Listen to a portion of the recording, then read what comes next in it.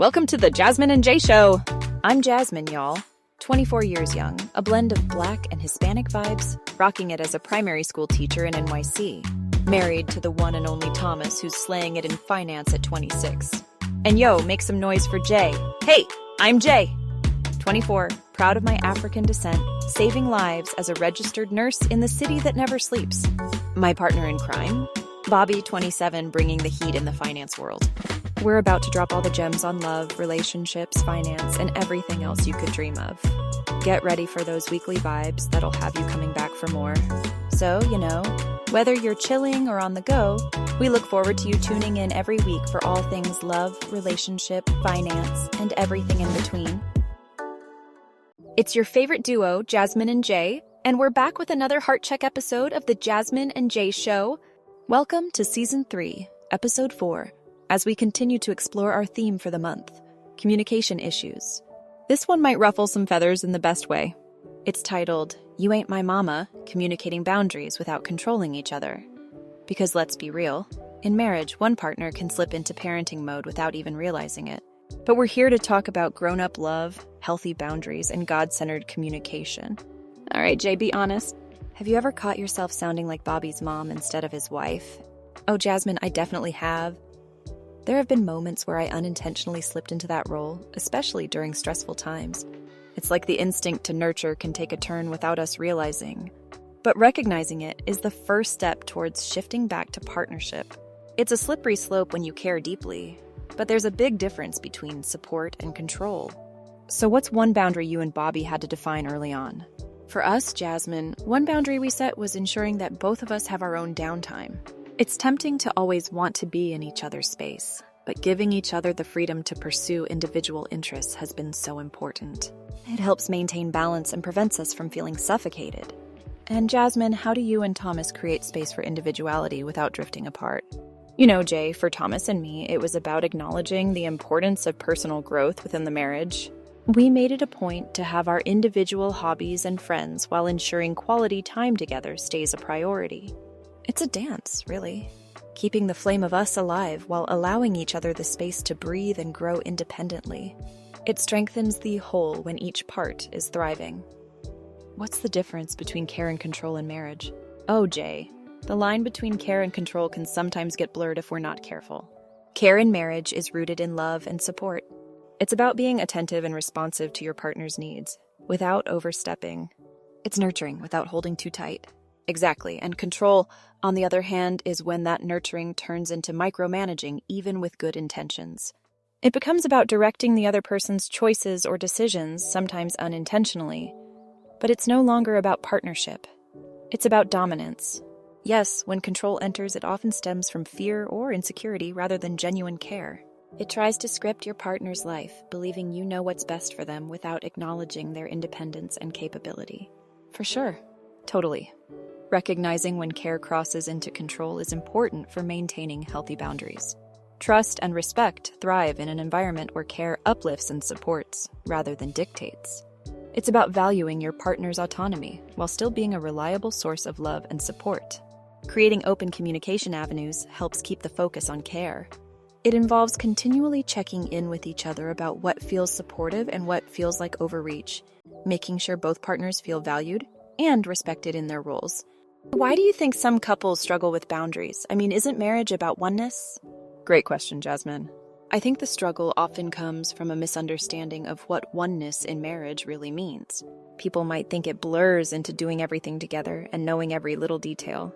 But healthy boundaries are essential and don't contradict that oneness at all. Exactly, boundaries actually enhance the unity by ensuring both partners maintain their individual identities within the relationship. It's like, without boundaries, there can be codependency instead of interdependence, which can stifle personal growth and happiness. Right, and a lot of the struggle with boundaries arises from fear.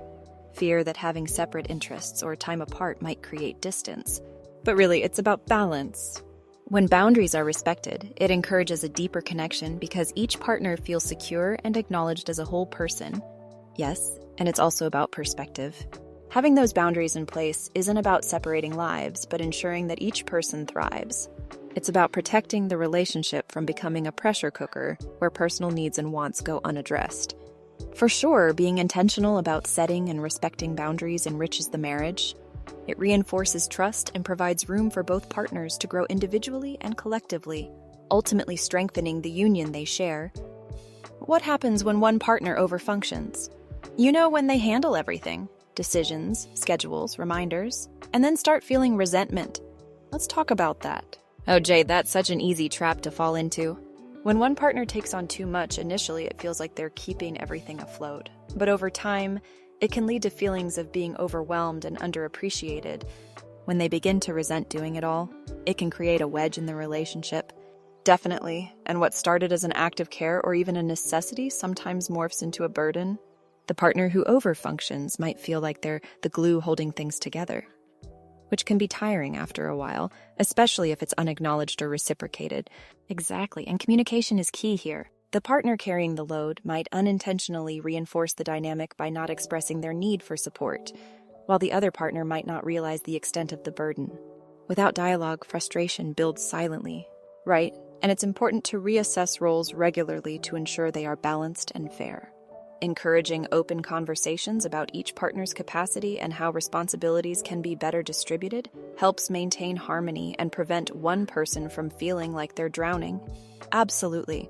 Creating a partnership where both partners feel equally invested in the daily workings of their shared life not only distributes the workload but also fosters a deeper sense of teamwork and appreciation. It's about collaboration, not one person carrying the load alone. How do couples restore respect when roles have gotten blurred? Restoring respect begins with acknowledging that there's been some role confusion. It takes both partners to come together and openly discuss how these blurred lines are affecting the relationship. It's about being honest and sharing feelings without accusation. Exactly, and it involves redefining boundaries through clear communication about expectations. It's important to explore and honor each partner's strengths to ensure tasks are distributed in a supportive and fair manner. Absolutely. Expressing appreciation for what each partner contributes, despite any mix-ups, helps reinforce respect. Gratitude acknowledges the positive intentions and keeps the focus on teamwork. And having regular check-ins can prevent roles from getting blurred again. By maintaining open dialogue and being adaptable to changes, couples can ensure their partnership remains balanced and respectful. When approached with understanding and empathy, restoring respect can strengthen the relationship, turning potential tension into an opportunity for growth and deeper connection. Let's close it out with what we've learned. During this episode, we talked about how control and care may look alike, but they feel very different. We learned that boundaries don't push love away, they actually protect it. We exposed how overfunctioning can silently build resentment and imbalance in marriage. We offered both practical and spiritual steps to bring respect and trust back into the relationship. If today's episode nudged you, convicted you, or blessed you, don't just nod along. Talk about it, reflect, heal, and grow. Remember, you're not his mama, and bro, you're not her daddy. You are partners, equals, and teammates in God's plan. If you haven't already, share and subscribe. And hey, drop us a message. We'd love to hear how God is working through your relationships. Next week, we're diving into episode 5, which is called He's Not a Mind Reader, Sis, Learn to Express Your Needs. Because unspoken needs lead to unmet expectations, and we're not doing silent suffering anymore. See you next week on the Jasmine and Jay Show. Thank you so much for tuning in to the Jasmine and Jay Show. We really, really hope you enjoyed this episode. And don't forget to like, share, and drop a comment or question. We're all ears. See you next week for more vibes and good times. Keep shining bright.